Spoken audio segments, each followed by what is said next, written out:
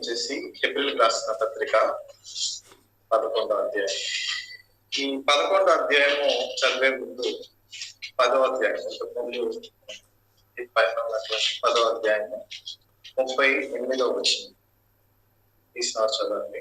నా ఎదుట నీతిమంతుడైన వాడు విశ్వాస మూలంగా జీవించును కానీ నీతిమంతుడు ఎట్లా జీవిస్తాడంట? విశ్వాసం వల్ల జీవిస్తాడు. కాబట్టి కొన్ని వారాలుగా మరి సేవకుల ద్వారా సోదరుల ద్వారా ఒక 2-3 వారాలుగా వరుసగా ప్రభు విశ్వాసం గురించే మరి మాట్లాడుతూ వస్తా ఉన్నాడు. మరి కొంతమందిలో ప్రశ్న రావచ్చు, ఏంటి విశ్వాసం? విశ్వాసం వల్ల జీవించడం. ఇందులో ఏ భేదం లేదు. మనము విశ్వాసంలో బాగా ఆరితేరుగా ఉండొచ్చు, ఇంకా విశ్వసించే స్థితిలో లేని పరిస్థితిలో ఉండొచ్చు, ఇప్పుడిప్పుడే విశ్వసిస్తున్నటువంటి పరిస్థితుల్లో మనం ఉండొచ్చు. కానీ దేవుని వాక్యం చాలా స్పష్టంగా తెలియజేస్తా ఉంది, నీతిమంతుడు విశ్వాసం మూలంగా జీవించేవాడుగా ఉంటా ఉన్నాడు. ఇది ఎక్కడి నుంచి తీయబడిందంటే హబక్కూకు రాసిన పత్రిక 2వ అధ్యాయము దేవుడు 4వ వచనం నుంచి ఇది మూలము అక్కడి నుంచి అన్నమాట. అక్కడి నుంచి తీయబడింది. అయితే నూతన నిబంధనలో 3 మార్లు ఈ యొక్క వచనం అనేది రిపీటెడ్ గా మరి ఉండటం మనం చూడొచ్చు. రోమిలకు రాసిన పత్రికలో కావచ్చు, మరి గలతీయులకు రాసిన పత్రిక, చివరిగా మరి హెబ్రీయులకు రాసిన పత్రికలో కూడా ఈ మాట అనేది మరి తిరిగి మరలా రాయబడుతూ వచ్చింది. అయితే విశ్వాసం ఏంటి, ఎందుకు విశ్వాసం మూలంగా జీవించాలి అనేది మనము 11వ వచనంలో 11వ అధ్యాయంలో మరి ఈ గ్రంథకర్త వివరించడం మనం చూస్తాం. హెబ్రీయులకు రాసిన పత్రిక 11వ అధ్యాయం 1వ వచనం. విశ్వాసం అన్నది నిరీక్షింపబడి వాటి యొక్క నిజ స్వరూపమును అదృశ్యమైనవి ఉన్నవన్నటకు రుజువునై ఉన్నది. 2వ వచనం. దీనిని బట్టి పెద్దలు సాక్ష్యము పొందిరి. విశ్వాసం అనేది నిరీక్షింపబడి వాటి యొక్క నిజ స్వరూపం అంట, అదృశ్యమై ఉన్న వాటి యొక్క అదృశ్యమై ఉన్నవన్నటకు రుజువై ఉన్నది. దానిని బట్టి పెద్దలు మరి సాక్ష్యము పొందుతూ వచ్చారంట. అయితే మన ఈ లోకంలో జీవిస్తా ఉన్నాము, మన దృశ్యమైనవి మాత్రమే మన కంటితో మనము చూడగలుగుతాం. కానీ విశ్వంలో మనకు తెలుసో తెలియకో అదృశ్యమైన వాటిని కూడా మనము విశ్వసించాము. సపోజ్ మనం గాలిని చూడలేకపోవచ్చు, but we believe there is a name. కాబట్టి దేవుడు ఎన్నో అదృశ్యమైనగా పెట్టాడు. నేను సేఫ్టీగా వర్క్ చేస్తా ఉంటాను సైట్ లో. ఈరోజు మా వర్కర్స్ ఒక కన్ఫైన్డ్ స్పేస్ అని చెప్తాం. కన్ఫైన్డ్ స్పేస్ అంటే దానికి ఒకటే ఎంట్రీ, ఒకటే ఎంట్రన్స్. అంటే ఏమైనా ఒక కంజెస్టెడ్ ప్లేస్, ఒక పైప్ లాంటి ప్లేస్ ఉందంటే, మ్యాన్ హోల్ ఉందంటే దాన్ని కన్ఫైన్డ్ స్పేస్ అని చెప్తాం.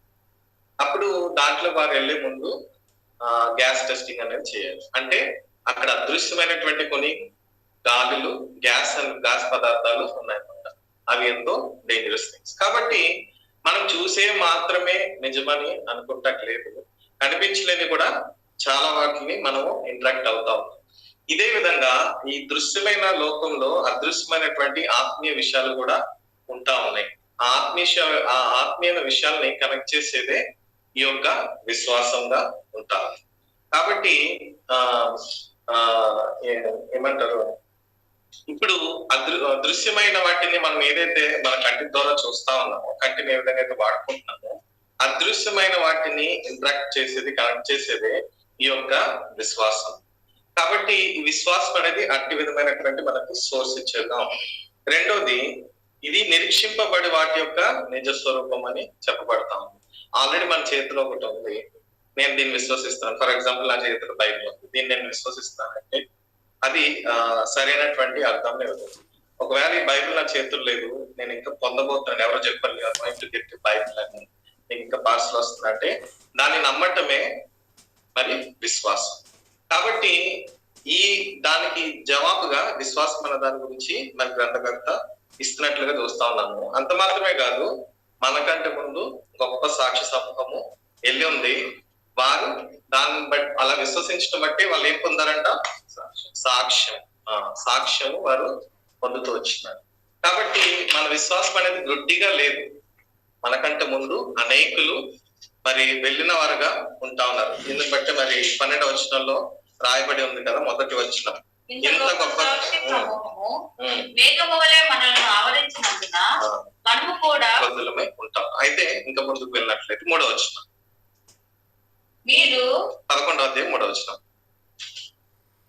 ఏప్రిల్ రాసిన పత్రిక 11వ అధ్యాయం 3వ వచనం. ప్రపంచములు దేవుని వాక్యము వలన నిర్మాణమైనవనియు అందుని బట్టి దృశ్యమైన కనబడేడు పదార్థము చేత నిర్మింపబడలేదనియు విశ్వాసం చేత గ్రహించుకొనుచున్నాము. కాబట్టి ఈ విశ్వమంతా దేవుడు సృష్టించాడు. దాన్ని మనం ఎట్లా నమ్ముతున్నామంట? కనిపించేవి కనపడినవన్నీ మనం ఎట్లా నమ్ముతున్నామంటే దేని వల్ల మేము నమ్ముతున్నాము? విశ్వాసము చేత నమ్ముతాము. విశ్వాసం చేతనే నమ్మగలరు. ఇప్పుడు కొంతమంది చెప్తారు, వాళ్ళు విశ్వాసులు దేవుని నమ్ముకుంటారు, వీఆర్ ఎత్తిస్ట్ అని చెప్తారు. అంటే మేము ఏంటి తెలుగులో ఏమన్నారు ఎత్తిస్ట్ని? నాస్తికులు. అదే మరి వాళ్ళు ఏం చెప్తారంటే, మరి ఈ లోకం ఎలా కలిగిందో వాళ్ళని అడిగితే వాళ్ళు ఏం చెప్తారంటే, మేము డార్విన్ థియరీని నమ్ముతాము. ఆ థియరీ ఏం చెప్తా ఉందంటే, అకస్మాత్తుగా ఒక బాంబు పేలింది, అప్పుడు ఈ విశ్వం అంతా కలిగిపోయింది చెప్తారు. మరి డార్విన్ చూస్తాడా అంటే అంటే వారు కూడా చూడలేని దాన్నే విశ్వసిస్తా ఉన్నారు. పైకి అట్లా చెప్పుకుంటారు కానీ వారు కూడా ఏదో ఒక దాన్ని విశ్వసించేవారుగా ఉన్నారు. కానీ మనకైతే ప్రభు చాలా స్పష్టమైనటువంటి రుజువునిచ్చి ఉన్నాడు. మన విశ్వాసానికి ఇది గుడ్డి విశ్వాసం అయితే కానే కాదు. దేవుడు మన నిమిత్తం ముందే సాక్ష్యాన్ని ఇచ్చినాడు, తన గ్రంథం లెక్కించినాడు. అందరిని బట్టి మన ఈ విశ్వాసం ఈ విశ్వం అంతా దేవుని చేత నిర్మించబడిందని విశ్వసించేవారుగా ఉంటా ఉన్నాం. ఇది ఎట్లా కలుగుతుందంటే విశ్వసించడం ద్వారా కలుగుతాం. దేవుడి లోకాన్ని చేశాడనే విశ్వాసం మనకు కదా. ఇప్పుడు కోడి ముందు వచ్చిందా గుడ్డు ముందు వచ్చిందా అని మన డానియల్ అడిగితే వచ్చాడు.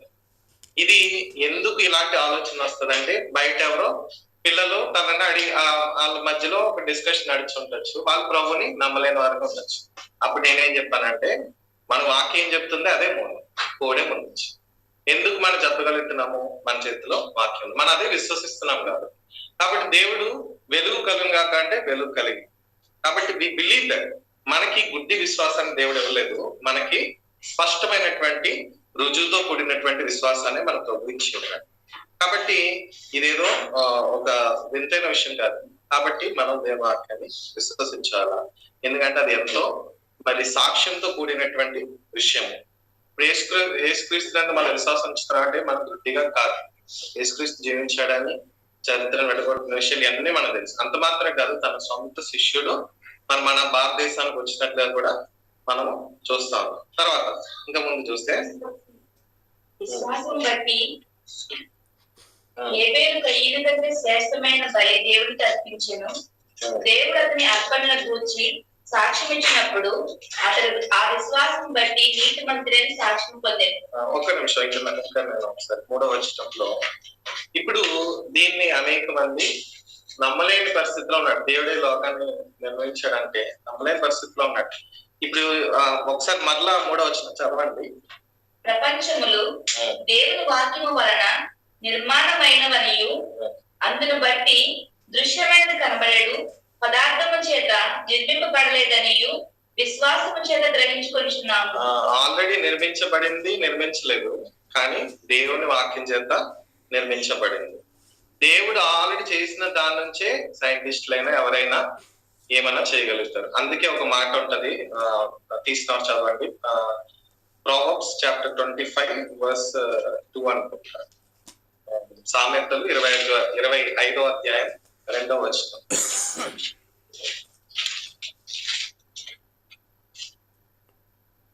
సంగతి మరుగు చేయుట దేవునికి ఘనత, సంగతి శోధించుటకు రాజు ఘనత. అంటే మరుగుపరచటము దేవునికి ఘనత అంట, దాన్ని శోధించటమే మనుషులకు ఇవ్వబడినటువంటి పని. కాబట్టి ఇంకా కొంతమంది మూర్ఖంగా సైన్స్ దాన్ని పట్టుకుని మాట్లాడేవారు ఉన్నారంటే వాళ్ళు బహుశా ఇంకా దాన్ని సరైనటువంటి పరిశీలనలో చేయట్లేదేమో. కానీ అసలు సైన్స్ పుట్టుకని మనం పరిశీలించినట్లయితే మరి ముందు ఎంతమంది అయితే సైంటిస్టులు ఉన్నారో వారందరూ కూడా దేవుని వాక్యాన్ని బట్టి అనేకమైన వాటిని విశ్వసించి వారు కూడా చేయగలుగుతూ వచ్చినారు. ఈ రోజు మనము మన దేశం నుంచి ఇక్కడికి వచ్చామంటే ఏరోప్లేన్ లో వచ్చాం. మరి ఆ ప్లేన్ ఎగరటానికి కూడా దేవుని వాక్యం అనే సాక్ష్యం ఉంది. మరి ఇలా అనేకమైన విషయాలు సైంటిస్టులు ఎవరు, ముందున్న సైంటిస్టులు ఎవరు కూడా మరి దేవుని జ్ఞానాన్ని ఏమాత్రం వారు తగ్గించినట్లే మనం చూడం. కానీ ఈనాటిలో ఏంటంటే వెర్రితనం అనేది అధికమవుతా ఉంది. కాబట్టి దేవుడు ఏదైతే నిర్మించాడో దాని నుంచి నియమించబడాలి తప్ప మరి ఒక విధంగా కాదు. అయితే ఇంకొక మాట, కొండల తట్టు కథలెత్తి చూస్తున్నాను, నాకు సహాయం ఎక్కడి నుంచి వచ్చును. ఎవరు సాయం చేస్తారు? సర్వమును సృష్టించిన దేవుని దగ్గర అని చెప్తాడు. అంటే సర్వాన్ని సృష్టించిన వాడి దగ్గర నుంచి మనం సాయం పొందుకోవాలి. ఆ సాయం ఎలా పొందుకుంటున్నాము? విశ్వాసం ద్వారా. ఆ దేవుని విశ్వసించడం ద్వారా మనకు సహాయం కలుగుతుంది. ఆ కొండ అంటే ఏంటి? దేవుడు నిర్మించినటువంటి ఒక విషయం. ఈ రోజు దౌర్భాగ్య స్థితి అదే. మనుషుల్ని, మరి కొండల్ని, వీటిని, పుట్టల్ని మనం నమ్ముకునే వారుగా ఉంటా ఉన్నారు. ఈ రోజు వాక్యం ఏంటి? మనుషులు నిన్నటి వాక్యం ఏంటి? మనుషులు నమ్ముట కంటే యెహోవాను ఆశ్రయించడం లేదు. కాబట్టి కొండల్ని, మనుషుల్ని, వీటిని కాదు మనం నమ్మాల్సి దేవుని వాక్యం. ఇప్పుడు సోకాల్ సైంటిస్టులు చెప్పుకున్నది ఏంటి? Darwin theory. అతనేమో మనిషి. అతను ఉన్నాడా? మనం ఉన్నామా? కొన్ని దేవుడు సృష్టించినప్పుడు లేదు. మనకు ఆధారం ఏంటంటే దేవుని వాక్యం. కాబట్టి విశ్వసించాలి. దేవుని వాక్యము మన చెవిలో పడినప్పుడు మనం విశ్వసించే వారుగా మనం ఉండాలి. ఇప్పుడు విశ్వాసం గురించి మనం చూస్తూ వచ్చాము. విశ్వాసం ద్వారా జరిగే క్రియలు, దాని సాక్షి సమూహం గురించి ప్రభు ఇప్పుడు రాయటం మొదలెడతా ఉన్నాడు. ఇప్పుడు మనం ఒక మ్యూజియంకి వెళ్తాం. మన ముందు గతించుకున్నటువంటి కొంతమందిని ఫోటోలు అక్కడ పెడతాం. మనకు ఒక గైడ్ ఉంటాడు, వాడు వెళ్ళి ఎక్స్ప్లెయిన్ చేస్తాడు, ఈ పలానా వ్యక్తి ఈ పనులు చేస్తూ వచ్చాడని. అట్లా ఇప్పుడు దేవుడు ఈ విశ్వాసం వల్ల బతుకులు మార్చబడిన కొంతమంది గురించి ఇక్కడ దేవుడు రాస్తా ఉన్నాడు. 4వ వచనం నుంచి.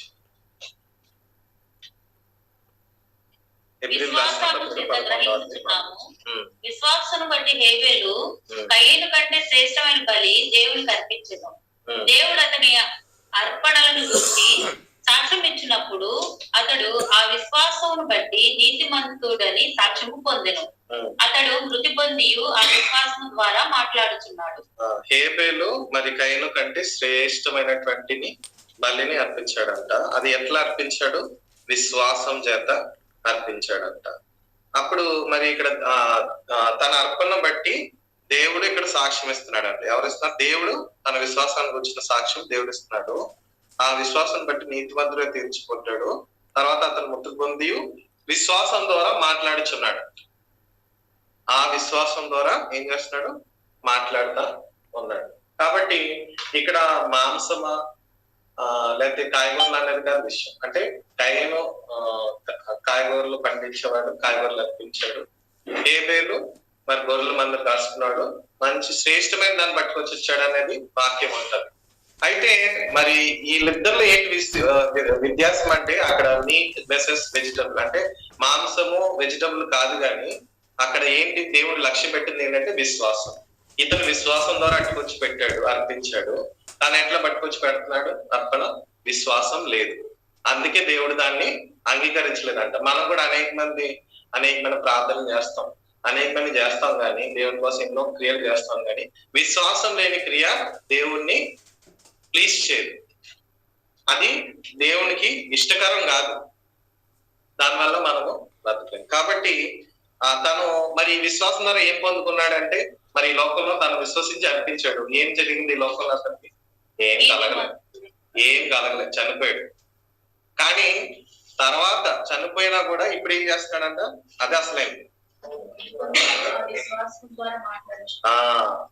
మృతి పొంది విశ్వాసం ద్వారా మాట్లాడు. ఈ రోజు కూడా మనతో కూడా మరి విశ్వాసం ద్వారా తను మాట్లాడేవారుగా ఉన్నాడు. కాబట్టి జరిగేపోయే తర్వాత విషయం మనకు తెలియదు, కానీ అన్నిటిలో విశ్వసిస్తూ వచ్చినప్పుడు మనం చూస్తా ఉన్నాం. మనం కూడా అర్పిస్తాన్ని చేస్తాం, కానీ విశ్వాసం లేని క్రియ అది వ్యర్థమని దేవుని వాక్యం సెలవిస్తా ఉంటాం. విశ్వాసమును బట్టి హానోకు మరణము కాకుండానట్లు కొనిపోబడెను. అతడు కొనిపోబడక మునుపు దేవునికి ఇష్టడై ఉండేనని సాక్ష్యము పొందెను. కాగా దేవుడు అతన్ని కొని పోయెను గనక అతడు కనబడలేదు.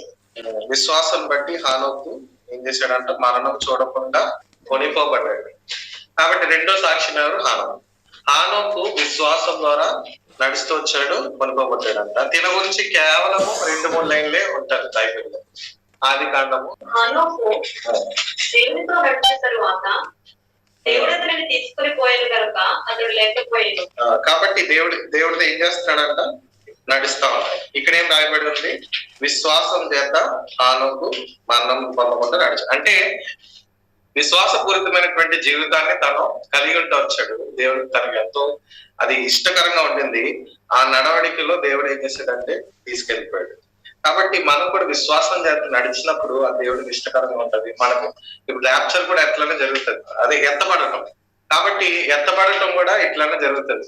ఇద్దరు మనుషులు కూర్చుంటారంట, ఒక మనిషి మర్మమయ్యేటువంటి పరిస్థితి. కాబట్టి ఎవరు ఆ విధంగా అవుతారంటే విశ్వాసం చేత నడిచేవారు, దేవుని చేత నడిచేవారికి అటు స్థితి అనేది కలిగేదిగా ఉంటా ఉంది.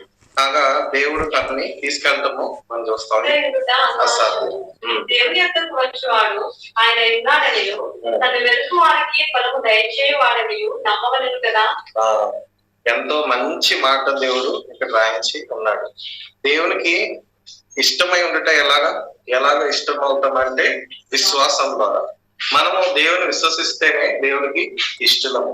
ఇంతకుముందు మనం చదువుకున్నాం కదా 10వ అధ్యాయము 38వ వచనంలో, నీతిమంతుడు విశ్వాసం ద్వారా బ్రతుకును జీవించును. ఇక్కడేమో విశ్వాసం ద్వారా ఇష్టలమయ్యేవారుగా ఉంటా ఉన్నాం. కాబట్టి దేవుని యొద్దకు వచ్చేవాడు ఆయన ఉన్నాడని మొదట విశ్వసించాలి. రెండో విశ్వాసం ఏంటంటే తన్ను వెదకు వారికి ఫలము దయచేవాడని నమ్మాలి.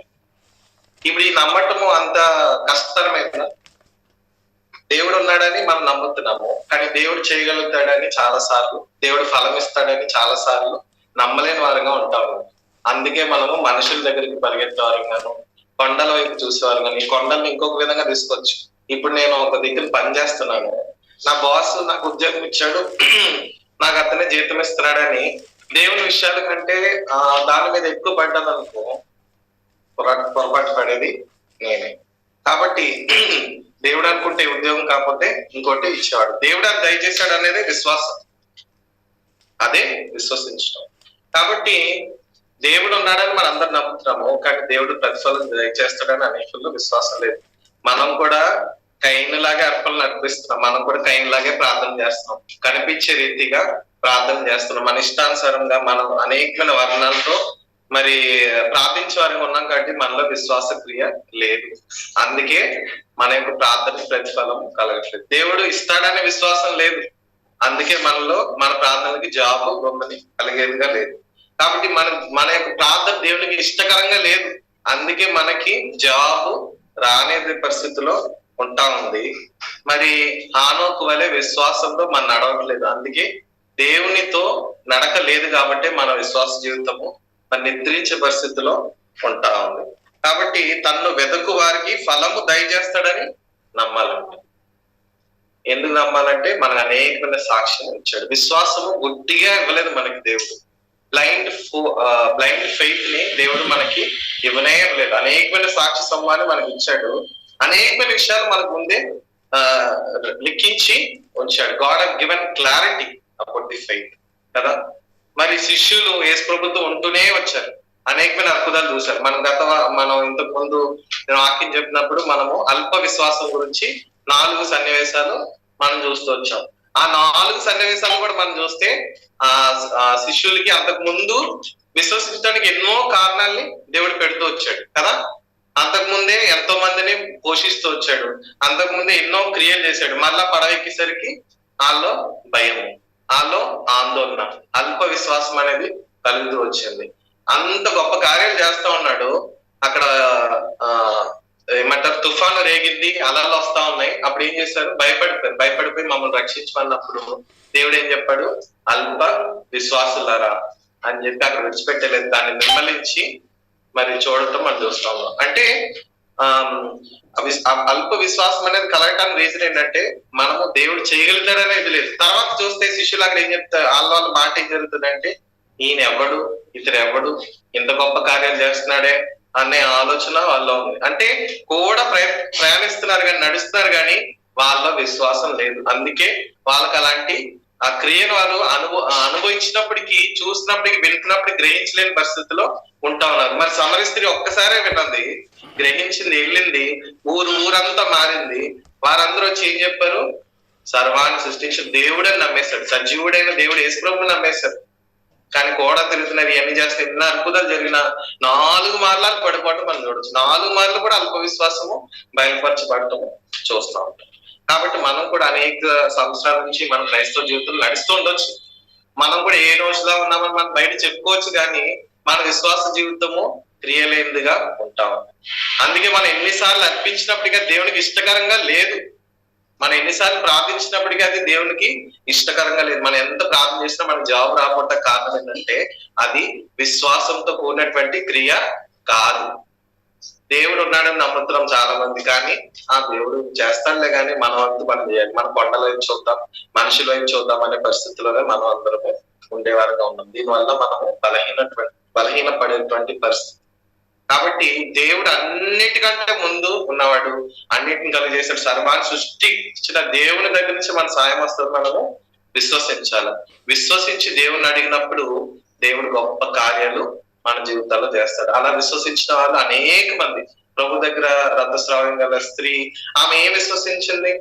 కేవలం ఆయన వస్త్రాన్ని ముడితే చాలు నా బతుకు బాగుపడిపోతా అనుకున్నారు. ఆ శతాధిపతి వచ్చి ఏం చెప్పాడు? ప్రభు, నువ్వు ఆ ఇంటి దాకా రావద్దు, కానీ ఇక్కడ నుంచి నువ్వు మాట చెప్పు బాగుపడిపోతాడని విశ్వసించాడు. ఇవన్నీ విశ్వాసం ద్వారా ఎన్నో క్రియలు ప్రభు చేశాడు. అనేక వాళ్ళు అడుగుతూ కూడా వచ్చాడు, అమ్మా నువ్వు విశ్వసిస్తున్నావు, అయ్యా నువ్వు విశ్వసిస్తున్నావు, నువ్వు విశ్వసిస్తే కార్యం జరుగుతుందని చెప్తూ వచ్చాడు. కాబట్టి మన విశ్వాసం అనేది మరి బియాండ్ రీజన్, బియాండ్ లిమిట్స్ ఉండొచ్చు, కానీ రీజన్ కి కాన్ఫ్లిక్ట్ ఎప్పుడు ఉండదు. అంటే మన విశ్వాసం అనేది గుడ్డితనంగా లేదు. There is a proper reason behind it. That is the word of God. మీకు ఎప్పుడైనా విశ్వాసము అల్ప విశ్వాసం కలుగుతుందా? దయచేసి హెబ్రీయులకు రాసిన పత్రిక చదవండి. గొప్ప సాక్షి సమూహాన్ని మనం ముందెట్టాడు. వారందరూ ఏ విధంగా నమ్మలేని వాటిని కూడా విశ్వసిస్తూ వచ్చారో మనము చూడగలం. ఇంకా ముందు చూస్తే నోవా గురించి, అబ్రహాం గురించి ఉంటది. నోవాహు కాలంలో వర్షం అంటే ఏంటో తెలియదు, ఆయన నుంచి నీళ్లు పట్టడం ఏంటి, కానీ దేవుడు చెప్పినాడే తన విధేయత చూపించినాడు. గద్దించాడు అని ఒక మాట ఉంటుంది. చూడండి 7వ వచనం చూడండి ఒకసారి.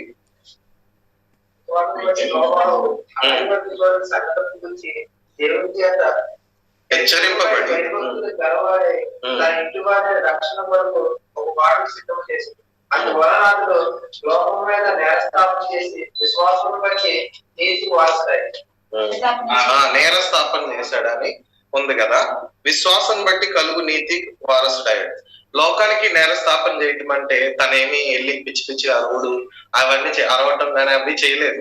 తను విశ్వాసం ద్వారా జీవించడం ద్వారానే ఇతరుని ఖండించగలిగాడు. అక్కడ చాలా స్పష్టంగా రాయబడి ఉంటది ఆదికాండంలో. మానవుల హృదయము మరి చిన్ననాటి నుంచి చెడిపోయింది, దేవునికి ఇష్టకరంగా లేదని దేవుడు తేరు చూసినప్పుడు ఒకే ఒక మనుషుడు నీతిమంతుడు కనిపించాడంట. అంటే తను నీతిగా జీవించటమే ఒక కండమ్నేషన్ ఈ లోకానికి, నేరస్థాపన చేయటం అనమాట. కాబట్టి తను వెళ్ళి ప్రజలకు చెప్పి ఇది చేయటం కాదు, కానీ తను నీతిగా విశ్వాసంతో జీవించడం ద్వారానే ఈ లోకాన్ని ఖండించగలిగాడు. కాబట్టి మన అట్టి విధంగా జీవిస్తే ఈ లోకానికి ఎప్పుడు ఎదురేదారుగా ఉంటాం, మన లోకాన్ని మనం జయించేవారుగా ఉంటాము. వారు కూడా తెలుసుకునే వారుగా ఉంటారు. ఇప్పుడు వీరందరూ ఏ విధంగా విశ్వసిస్తూ వచ్చారంటే కేవలం దేవుని మాటను బట్టే విశ్వసిస్తూ వచ్చారు. మనకి దేవుని మాట ఉంది, సాక్షి సమూహం ఉంది, ఇంత గొప్ప సాక్షి సమూహం మన ముందు వెళ్తా ఉంది. మరి అన్నిటికి మించి మన ప్రభువైన యేసుక్రీస్తు సిలువ తర్వాత మనం ఉన్న మన ప్రభువైన యేసుక్రీస్తును కలిగి ఉన్నాం. 12వ హెబ్రీయులకు రాసిన పత్రిక 12వ అధ్యాయం 1-2 వచనాలు మళ్ళీ చదువుతాం.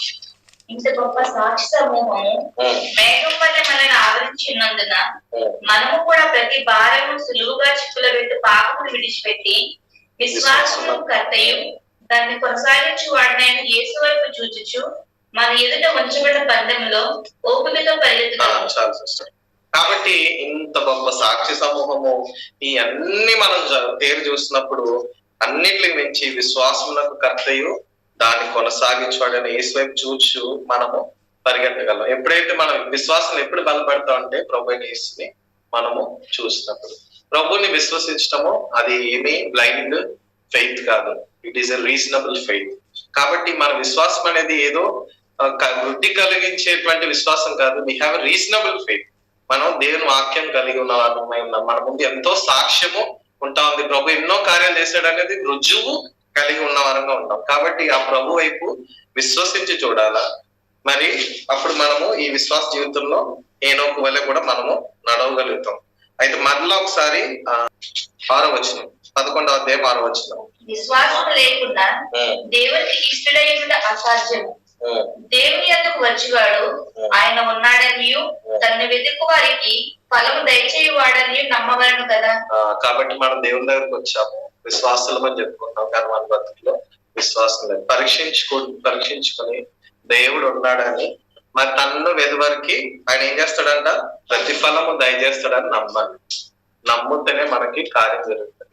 విశ్వాసంతో కూడిన అర్పణ, విశ్వాసంతో కూడిన ప్రార్థన మనం చేస్తేనే ఏబేలు వలె మన అర్పణ, మన ప్రార్థన కూడా అంగీకరించబడేదిగా ఉంది. విశ్వాసంతో కూడిన నడక నడిస్తేనే మనము దేవునితో ఉండగలము. ఆ విశ్వాసం మాత్రమే దేవుణ్ణి మరి ఏం చేస్తుంది, ప్లీజ్ చేసేదిగా ఉంది, ఇష్టకరంగా ఉండేదిగా ఉంది, అంగీకారంగా ఉండేదిగా ఉంది. కాబట్టి నీతిమంతుడు విశ్వాసం వల్ల జీవిస్తాడు. మరి మనము మన యొక్క నమ్మిక కొండల మీద లేదు, మనుషుల మీద లేదు, కానీ సర్వాన్ని సృష్టించిన దేవాది దేవుని పైనే మనము నమ్మిక వచ్చినాం. కాబట్టి దేవుడు మనల్ని సిగ్గుపరచడు, తన వెతకి వారిని ఎన్నడూ చేయించేవాడిగా లేడు. కాబట్టి ఇంతకాలం నుంచి మనం ప్రార్థన చేస్తామేమో, మన ప్రార్థన మన విశ్వాసం ఉందో లేదో మనం పరీక్షించుకోవాలి. బైబిల్ గ్రంథంలో ఎన్నిసార్లు విశ్వాసం గురించి రాశాడు.